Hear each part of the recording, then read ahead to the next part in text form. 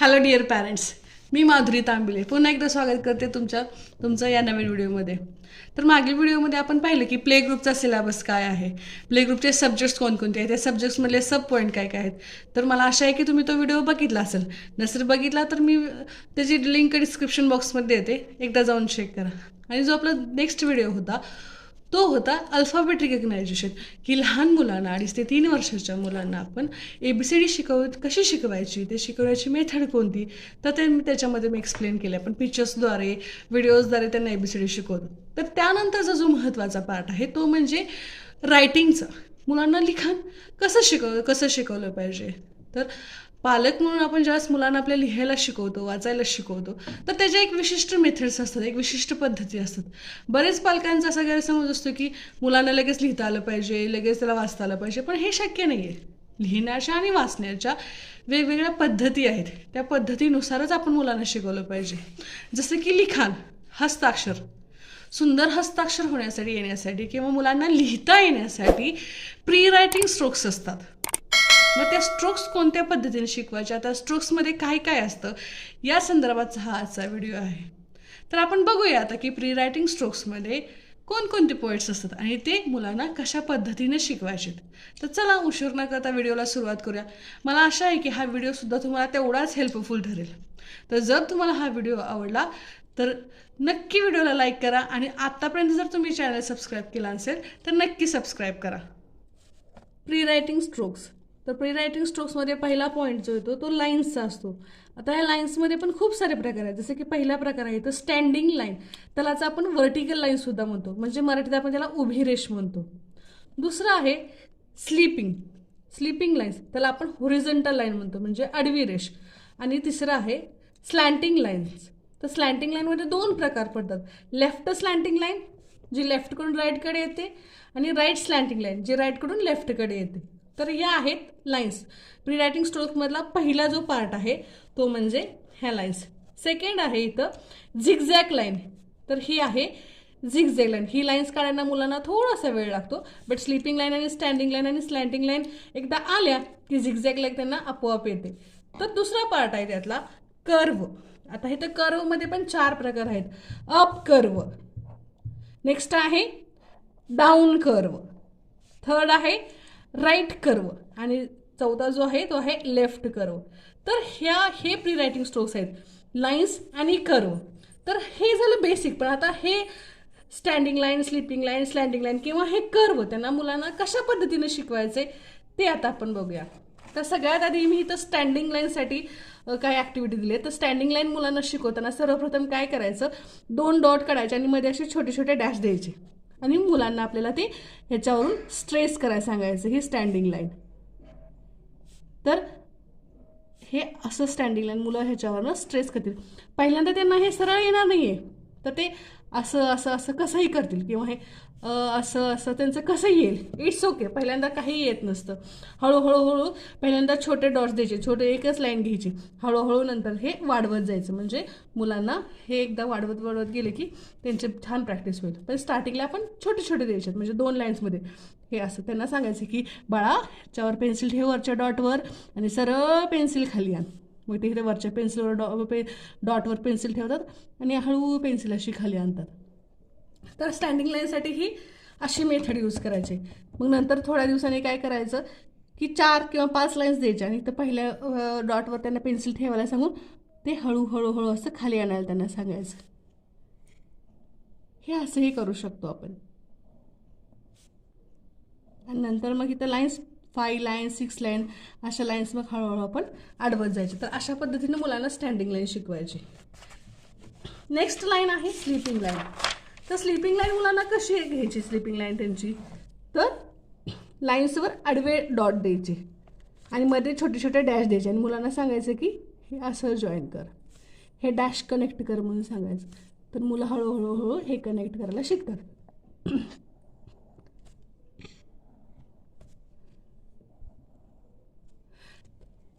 लगेच काही मुलांना हे येणार नाही आहे, ते असंही वाकडं तिकडं कसंही काढू शकतात. It's okay, no problem. जर तुम्ही नोटबुक यूज करणार असाल तर नोटबुक यूज करू शकता किंवा सर पाटी पेन्सिल यूज करणार असेल तर पाटी पेन्सिल यूज करू शकता, काही हरकत नाही आहे. तर अशा पद्धतीने हे स्टँडिंग लाईन स्लिपिंग लाईन आपण त्यांना शिकवायचं आहे. नेक्स्ट जो आहे तर स्लँटिंग लाईन आहे, लेफ्ट स्लँटिंग लाईन म्हणजे लेफ्टकडून राईटकडे येणारी. तेही मुलांना असं वरती पेन्सिल ठेवून गिरवायला सांगायचं. पहिल्या डॉटवर पेन्सिल ठेवायची. आणि सगळ्यात महत्त्वाचा पॉईंट, लाईन शिकताना कधीही वरच्या डॉटवरच पेन्सिल ठेवली पाहिजे. मुलांनी इथंच पेन्सिल ठेवली पाहिजे, खालच्या डॉटवर पेन्सिल ठेवून असं उलट काढता कामा नाही. कारण हे एकदम चुकीची मेथड आहे. वरच्या डॉटवरच पेन्सिल आली पाहिजे आणि तिथून ही खाली आली पाहिजे. जर त्यांनी खालच्या डॉटवर पेन्सिल ठेवली आणि जर असं अपोजिट काढलं तर ते रॉंग मेथड आहे. त्यामुळं तसं करायला त्यांना शिकवायचं नाही आहे. वरच्या डॉटवरच मुलाची पेन्सिल ठेवली पाहिजे त्यांनी आणि असंच हे खाली आलं पाहिजे. तर हे झालं lines, sleeping line, standing line, slanting line. पण आता फक्त एवढं करून चालणार नाही, तर मुलांना वेगवेगळ्या पिक्चर्स थ्रू आपल्याला लाईन शिकवायचे. तर चला मग बघूया की आपण कोणते पिक्चर्स कशा पद्धतीने त्यांना काढून ह्या लाईन्सची प्रॅक्टिस घेऊ शकतो. तर चला पाहूया आपण की त्यांना कसं शिकवायचं ते. Next line is a right slanting line, म्हणजे राईटकडून लेफ्टकडे ही लाईन येते. तर ह्याच्यासाठी काय करायचं आहे, आपण राईटकडून लेफ्टकडे लाईन येण्यासाठी असे 2 डॉट द्यायचेत आणि मुलांना ते कनेक्ट करायला सांगायचं. पेन्सिल वरच्या साईडला ठेवायचं आणि ते कनेक्ट करायला सांगायचं. असं स्टार्टिंगला मुलं असं व्यवस्थित कनेक्ट नाही करणार, कसंही करू शकतील, बट नो प्रॉब्लेम. हळूहळू जसं जसं त्यांची प्रॅक्टिस होईल तसं तसं त्यांना व्यवस्थित. जसं मी मगाशी सांगितलं तसं पहिल्यांदा 2 लाईन्सचं द्यायचं, मग 3 लाईन्स करायचे, मग 4 लाईन्स करायचे. तर हे असं हळूहळू वाढवत जायचं. तर हे असं स्लँटिंग लाईन्स, त्यांची स्लँटिंग लाईनची प्रॅक्टिस होईल. आणि एकदा sleeping line, standing line, right slanting line, left slanting line ह्या सगळ्या लाईनची जर त्यांची प्रॅक्टिस व्यवस्थित झाली तर मग त्यांना हे झिगझॅग लाईन व्यवस्थित येतात. कारण झिगझॅग लाईन येण्यासाठी त्यांना स्लँटिंग लाईन, दोन्ही प्रकारच्या स्लँटिंग लाईन येणं गरजेचं, खूप गरजेचं असतं. आता इथं बघा, तर मुलांना हे झिगझॅग करायला सांगायचं. तर हे असं त्यांना झिगझॅग तुम्ही असे डॉट, 5 डॉट, 6 डॉट, मॅक्झिमम तुम्ही पहिल्यांदा एक 5 डॉट्स द्या. जसं त्यांची प्रॅक्टिस होईल तसं तसं तुम्ही पूर्ण लाईन त्यांना देऊ शकता डॉट्स. पण स्टार्टिंगला पण त्यांना एक 4 to 5 डॉट्स एवढेच द्यायचे आणि त्यांना सांगायचं की हे डॉट्स कनेक्ट कर म्हणून. मग मुलं हे डॉट्स असे कनेक्ट करतील.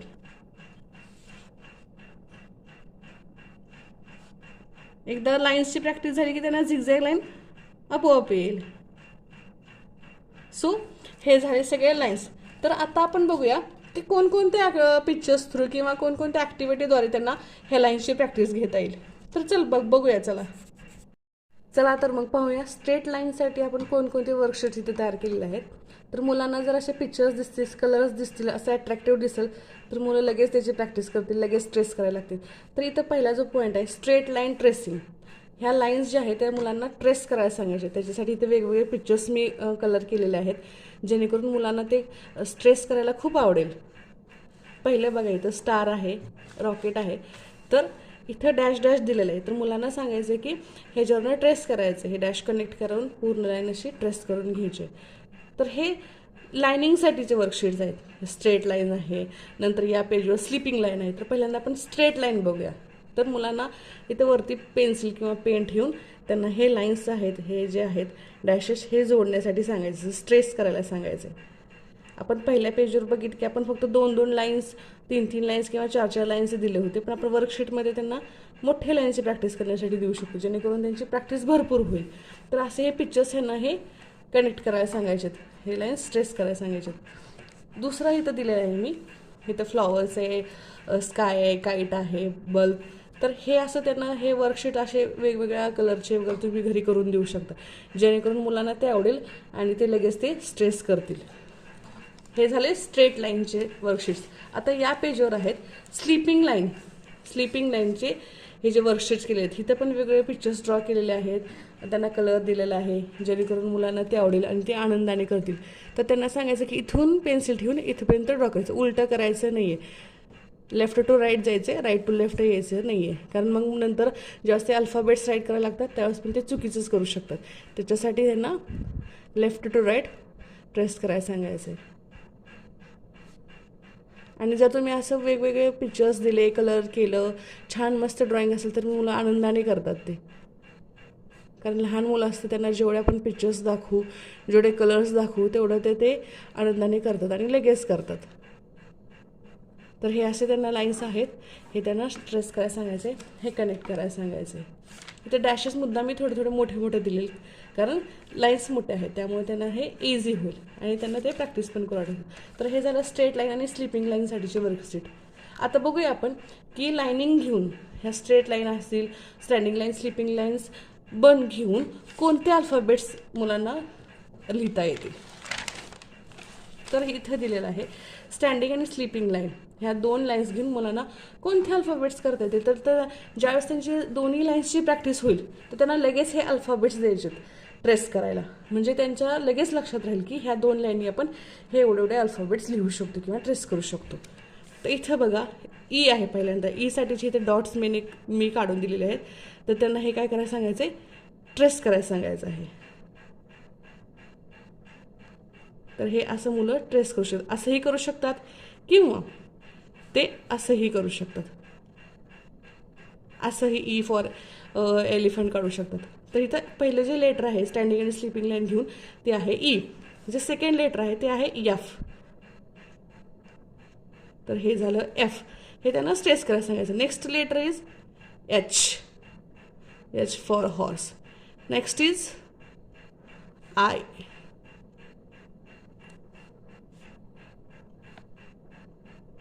Next letter is L. ज्यावेळेस मुलं स्ट्रेस करत असतात त्यावेळेस त्यांनी लेटर्स पण बोलणं गरजेचं आहे, कारण आपण लाईनिंग शिकवायच्या अगोदर त्यांना अल्फाबेट्स रिकग्नायझेशन हा आपला पॉईंट झालेला आहे. त्याच्यामुळे मुलांना माहीत आहे की ह्याला ई म्हणायचं, एफ म्हणायचं, हे त्यांना लिहिता येत नाही आहेत, हे तर फक्त त्यांना स्ट्रेस करायचं आहे. पण आपल्या अगोदरच्या व्हिडिओमध्ये मी जसं सांगितलं की मुलांना अल्फाबेट रिकग्नायझेशन यायला पाहिजे, मग ते रिकग्नायझेशन त्यांचं झालेलं असतं. त्याच्यामुळं हे ज्यावेळेस लेटर स्ट्रेस करत असतात त्यावेळेस ते म्हणू शकतात E for elephant, F for fish, H for horse, I for ice cream, L for lion, T for tiger. म्हणून कधीही रायटिंग स्ट्रोक्स शिकवण्याच्या अगोदर अल्फाबेट्स मुलांना रिकग्नायझेशन झालं पाहिजे. त्याच्यासाठी जर तुम्ही व्हिडिओ मुलांना दाखवला नसेल, बघितला नसेल, तर डिस्क्रिप्शनमध्ये मी लिंक दिलेले, जाऊन तिथं अल्फाबेट रिकग्नायझेशनचा व्हिडिओ बघा. आता नेक्स्ट आहे स्लँटिंग लाईन. आपण स्लँटिंग लाईन घेतली पण त्याचे वर्कशीट राहिलेत. तर स्लँटिंग लाईनचे वर्कशीट हे तर मी असे स्काय ट्रीज वगैरे काढून केलं आहे. तर हे आपण इथं दाखवलं की इट्स रेनिंग, सो त्यांना सांगायचं की हे कनेक्ट करा म्हणून. ज्यावेळेस असं पिक्चर दिसतील तर मुलं आनंदाने आईला म्हणतील की आई मला ती नोटबुक देतेस का, मी स्ट्रेस करतो, मी प्रॅक्टिस करते. मुलं आनंदाने म्हणतील जर असे पिक्चर्स, असे कलर जर तुम्ही केले असतील तर.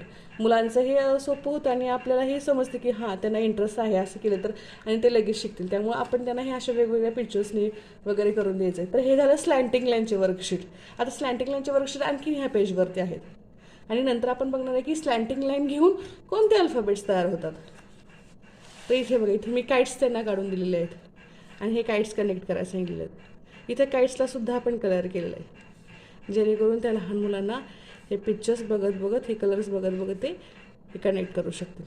तर हे स्ट्रेस करायचं. हे झालं.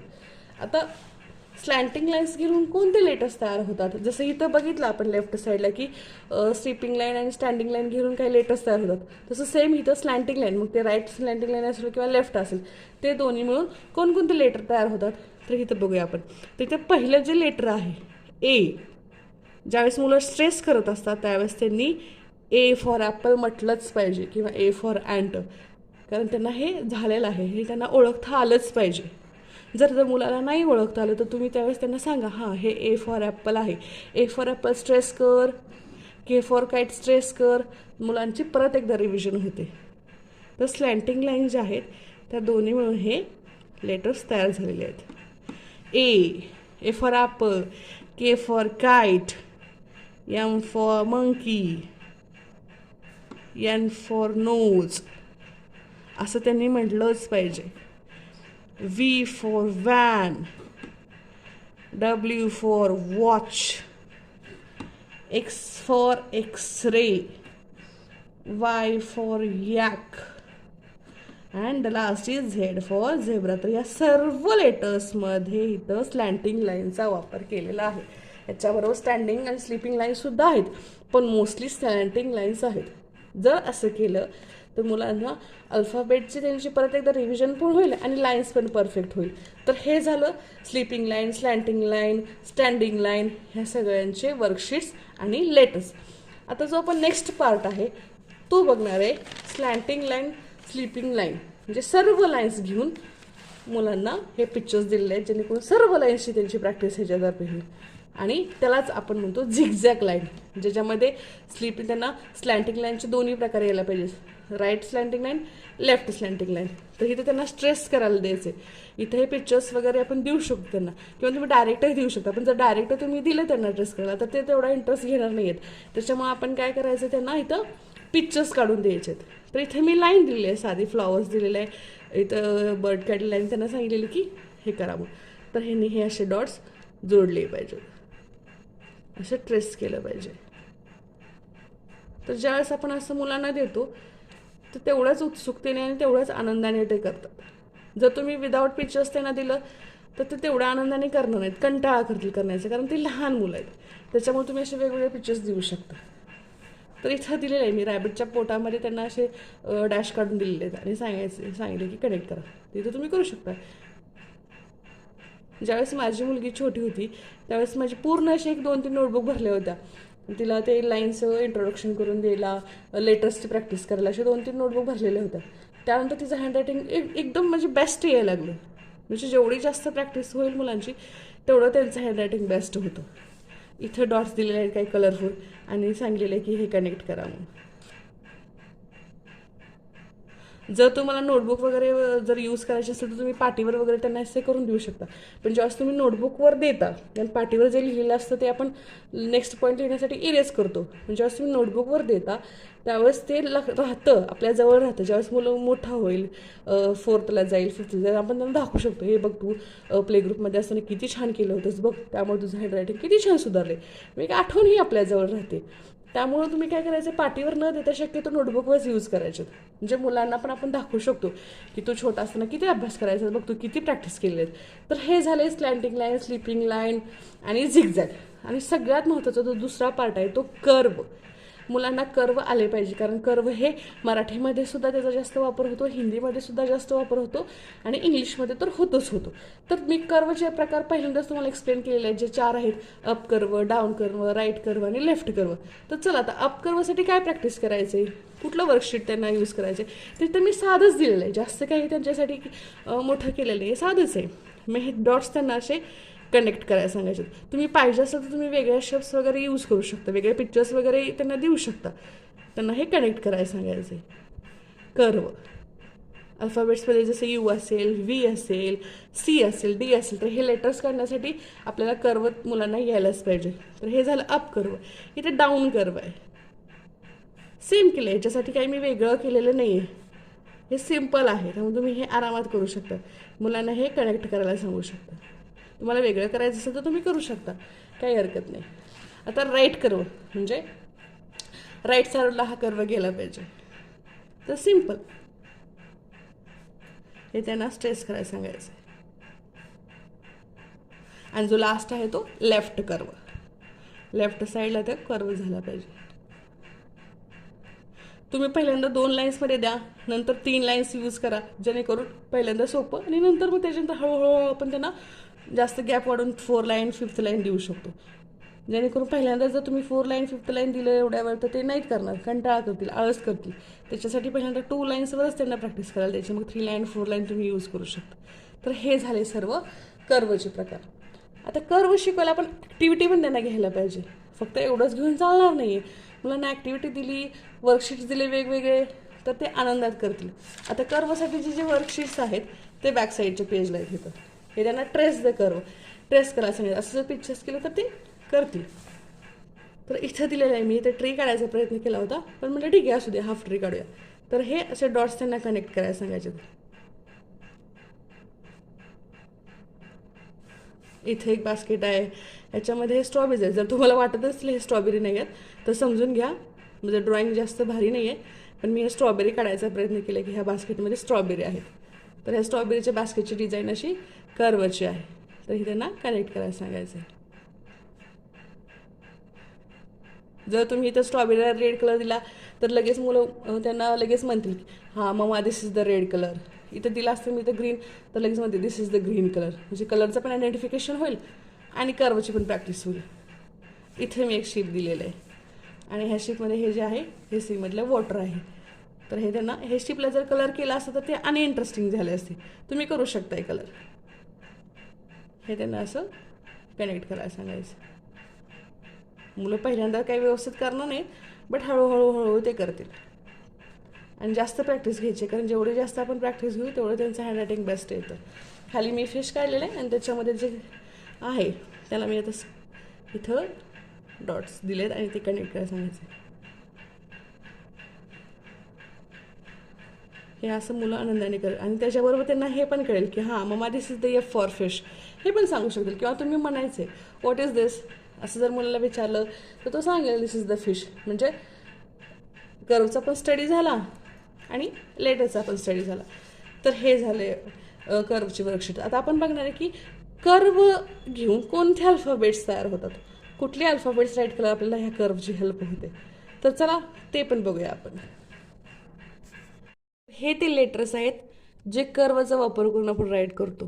तर मुलांना इथं तुम्ही काढून द्यायचे आहेत आणि त्यांना सांगायचं की स्ट्रेस करा. आणि स्ट्रेस करताना ते रिसाईट पण करायला सांगितले. जसं की डी फॉर डॉग, तर त्यांना हे असं डॉट्स करून लाईन्स करून द्यायचे आणि त्यांना सांगायचं की कनेक्ट करून ते म्हणायचं पण आहे.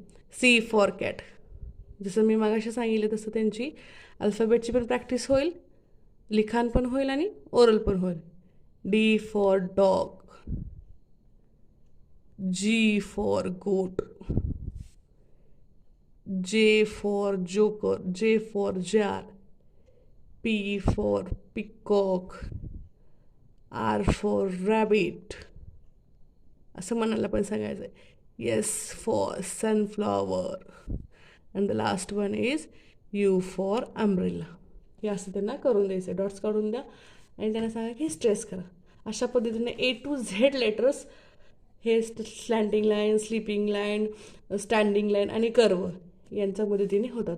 आता ह्याच्यामध्ये आपले जे अल्फाबेट्स आहेत 26 त्याच्यामध्ये काही लेटर्स राहतात की ज्याच्यासाठी कर्व येणं गरजेचं आहे, पण आपण त्यांना हाफ कर्व शिकवतो. Left curve, up curve, down curve, right curve. पण आपण त्यांना सर्कल शिकवलेलं नाही आणखी, कारण ज्यावेळेस हे लहान मुलं असतं त्यांना सर्कल लगेच काढता येत नाही. त्यामुळे सर्कल काढायला हे सगळं झाल्यानंतर मग आपण त्यांना सर्कलची प्रॅक्टिस करू. जसं की आपलं लेटर्स असेल ओ लेटर आहे, तर ओ लेटर करण्यासाठी त्यांना परफेक्ट सर्कल येणं गरजेचं आहे. पण ते आपण नंतर शिकवणार. पहिलं हे सगळे लाईन्स, हे सगळे लेटर्स. तर या पद्धतीनं आपण हे त्यांना सगळे लाईन्स, वर्कशीट्स, मग ते अल्फाबेट्स ह्या सगळ्यांची प्रॅक्टिस घेऊ शकतो. तर माझ्या माहितीप्रमाणे तुम्ही जर व्हिडिओ बघितला असेल तर जे अल्फाबेट रिकग्नायझेशनचा तो नसेल बघितला तर तो बघा एकदा, तो मुलांना दाखवा एकदा. ते लेटर्सचं आयडेंटिफिकेशन होऊ दे आणि लेटरचं आयडेंटिफिकेशन झाल्यावरच मग आपण त्यांना हे रायटिंग स्ट्रोक्स देणार आहे. म्हणजे जेणेकरून ज्यावेळेस ते इथं लेटर स्ट्रेस करतील त्यावेळेस ते लेटर्स ते बोलतील सुद्धा. D for dog, J for jar. त्याच्यामुळे अगोदर अल्फाबेटचं रिकग्नायझेशन मस्ट आणि देन रायटिंग स्ट्रोक्स. तर मला आशा आहे की तुम्हाला हा व्हिडिओ आवडेल. आणि व्हिडिओ जर आवडला तर नक्की लाईक, शेअर आणि सबस्क्राईब करायला विसरू नका. जर काही डाऊट्स असतील, तुम्हाला जे काही क्वेरीज असतील तर तुम्ही मला कमेंटमध्ये सांगा. त्याचं सोल्युशन देण्याचा पुरेपूर मी प्रयत्न करेल. थँक्यू.